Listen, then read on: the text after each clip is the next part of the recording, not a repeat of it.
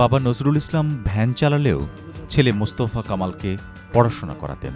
2023 সালে বাবা মারা গেলে মোস্তফা অসহায় হয়ে পড়েন।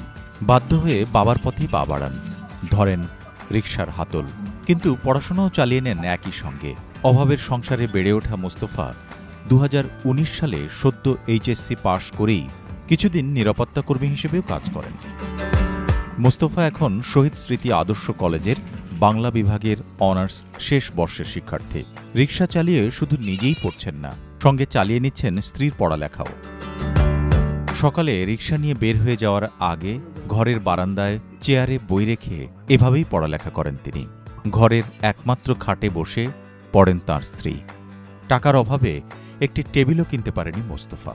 আমি রিকশা চালাচ্ছি ঠিকই, কিন্তু আমার কাছে কোনো রকম লাগে না।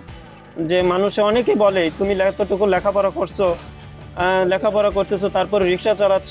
আমি বলেছি রিকশা চালাটা সেটা পেশা নয়। আমার সবচেয়ে বড় পেশা হচ্ছে আমার স্টুডেন্ট। আমি একজন পেশা স্টুডেন্ট। এখনো আমি চিন্তা ভাবনা করি শিক্ষাটাকে ধরে রাখার জন্য। যত যুদ্ধই হোক, যত কষ্টই হোক, আমি লেখাপড়াটাকে চালিয়ে নিব। আমার ওয়াইফকেও আমি বলি লেখাপড়া শেষ নাই, লেখাপড়ার জীবনটাকে তুমি চালিয়ে নাও। সকাল থেকে সন্ধ্যা পর্যন্ত অটোরিকশা চালান ময়মনসিংহ শহরের অলিগলিতে। মাসে 20 থেকে 25,000 টাকা উপার্জন করেন তিনি। তা দিয়েই চালিয়ে নিচ্ছেন তার ছোট্ট সংসার, সঙ্গে তার স্ত্রী এবং তার নিজের লেখাপড়ার খরচ। মোস্তফার স্ত্রী ঝুমা আক্তার ঘাগড়া বাড়েরা কলেজের এইচএসসি পরীক্ষার্থী। পড়ালেখার পাশাপাশি গৃহস্থালির কাজও করেন। আমার বিয়ের আগে থেকে পড়ার একটা অনেক আগ্রহ। আবার বিয়ে হওয়ার পরে আসা দিকে আমার স্বামীও পড়াশোনা করে, তার চিন্তা ভাবনা আমার থেকে আরো বেশি উন্নত। তখন দুজনে আর কি উৎসাহিত যে আমার পড়াশোনা চালায় যাওয়ার পেছনে তারই সবচেয়ে বেশি আবশ্যকতা। তার কারণে এখন আমি পড়াশোনাটা করতে পারতেছি।